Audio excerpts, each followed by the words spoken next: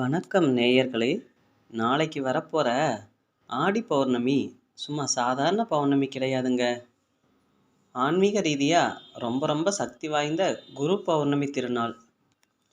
நாளைக்கு சந்திரன் மகர ராசியில சஞ்சரிக்கிறதுனால குறிப்பிட்ட சில ராசிக்காரர்களுக்கு அல்ல அல்ல குறையாத அதிர்ஷ்டமும் பணமரவும் வரப்போகுதுங்க.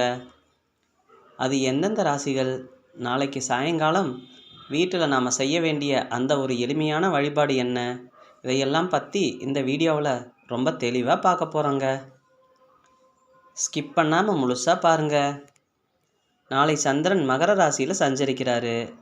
நட்சத்திரத்தை பொறுத்தவரை நாளை காலை 10:07 மணி வரை உத்திராட நட்சத்திரமும் அதுக்கு பிறகு திருவோண நட்சத்திரமும் அமைகிறதுங்க. எனவே நாளை பௌர்ணமி திதி மகர ராசிக்கு உரியதாக அமைகிறது.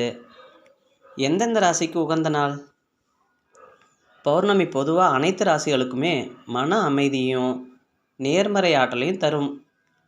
குறிப்பாக நாளை மகர ராசி சந்திரன் உங்கள் ராசியில் சஞ்சரிப்பதால் ஆன்மீக ஈடுபாடு கூடுங்க. மனக்குழப்பங்கள் நீங்கி தெளிவு பிறக்கும். ரிஷபம், கன்னி, மீனம் இந்த ராசிக்காரர்களுக்கு சந்திரனின் பார்வை மற்றும் திருவோண பலன்கள் சாதகமாக இருப்பதால் நாளை தொடங்கும் முயற்சிகள் மற்றும் வழிபாடுகள் நல்ல வெற்றியை தருங்க. குரு பௌர்ணமி என்பதால் தனுசு மற்றும் மீன ராசிக்காரர்களுக்கு தங்களது அதிபதியின் ஆசி நிறைந்து காணப்படுங்க. நாளை என்னென்ன செய்ய வேண்டும்? நாளை குரு பௌர்ணமி என்பதால் வழக்கமான பௌர்ணமி வழிபாட்டுடன் சேர்த்து பின்வருவனவற்றை செய்து அளப்பரிய பலன்களை தரும்.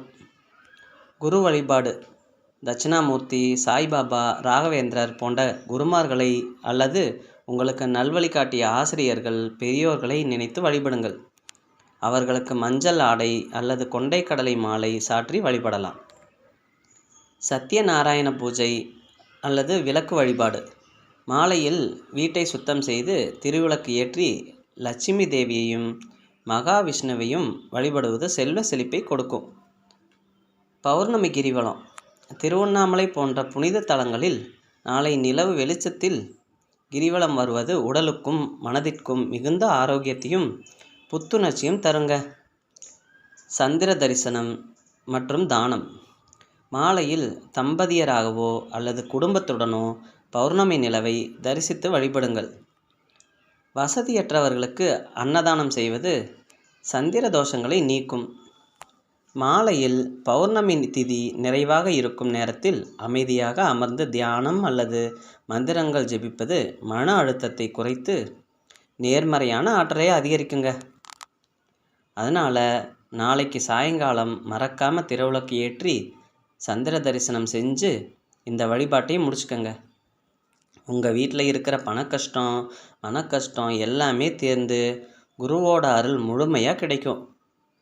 உங்களில் எத்தனை பேர் நாளைக்கு பௌர்ணமி விரதம் இருக்க போகிறீங்க? இல்லை உங்கள் ராசி என்ன அப்படிங்கிறத கீழே இருக்கிற கமெண்ட் பாக்ஸில் மறக்காமல் சொல்லுங்கள். இந்த தகவல் உங்களுக்கு பயனுள்ளதாக இருந்தால் ஒரு லைக் பண்ணிவிட்டு உங்கள் ஃப்ரெண்ட்ஸுக்கும் ஷேர் பண்ணுங்கள். ஆன்மீகம் மற்றும் ராசி பலன் பற்றின அடுத்தடுத்த வீடியோக்களுக்கு நம்ம சேனலை இப்போதே சப்ஸ்கிரைப் பண்ணி வச்சிட்டிங்கன்னா அடுத்தடுத்து நாங்கள் போடுற வீடியோ உங்களுக்கு வந்து சேருங்க. நன்றி, வணக்கம்.